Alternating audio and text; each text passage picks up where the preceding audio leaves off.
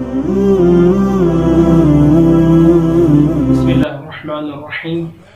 الحمد لله رب العالمين، ثم الصلاة والسلام على أشرف الأنبياء والمرسلين وعلى آله الطيبين الطاهرين.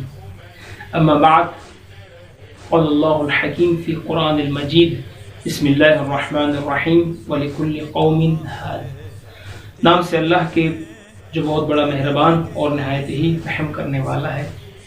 تعریف ہے اس اللہ کے لیے کہ جس نے ہماری ہدایت اور سعادت کے لیے انبیاء علیہ السلام کو مبعوث فرمایا اور قرآن جیسی عظیم کتاب کو ہماری ہدایت کے لیے نازل فرمایا۔ عزیزان محترم، پروردگار عالم ہر قوم کی ہدایت کرنے والا ہے اور تسلسل ہدایت قیامت تک کے لیے جاری رہے گا۔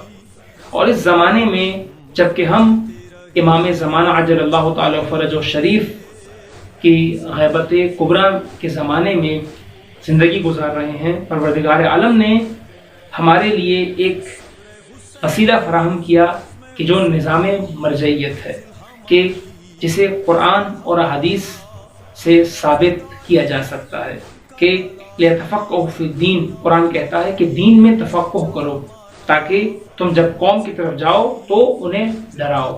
اور اسی طرح حدیث میں آیا کہ العلماء ورثۃ الانبیاء، امام جعفر صادق علیہ السلام ارشاد فرما رہے ہیں کہ علماء ہی انبیاء کے وارث ہیں، یعنی علماء ہی ہیں کہ جو اس زمانے میں دین اسلام کے حقیقی چہرے کو روشن کر سکتے ہیں، اسلام کا حقیقی پیغام لوگوں تک پہنچا سکتے ہیں۔ مگر آپ دیکھ رہے ہیں افسوس کے ساتھ کہ کچھ لوگ جو ہے وہ ان مجتہدین کو برا بلا کہہ رہے ہیں، ایسے الفاظ کہے جا رہے ہیں افسوس کے ساتھ کہ جو شاید ایک عام افراد کے لیے بھی کہنا مناسب نہ ہو۔ یہ لوگ کون ہیں؟ ان کا کہاں سے تعلق ہے؟ آیا کیا یہ لوگ دین سے مخلص ہیں؟ آیا کیا یہی سیرت امیر المومنین کی ہے؟ کیا یہی سیرت ائمہ کی رہی ہے؟ آپ تاریخ دیکھ لیجئے، کسی امام کی بھی یہ سیرت نہیں رہی۔ اس کا معنی یہ ہے کہ ان کا دین سے تعلق نہیں ہے۔ یہ جو زبان استعمال کرتے ہیں یہ ان کی اپنی زبان نہیں، بلکہ یہ کسی اور کی زبان استعمال کر رہے ہیں۔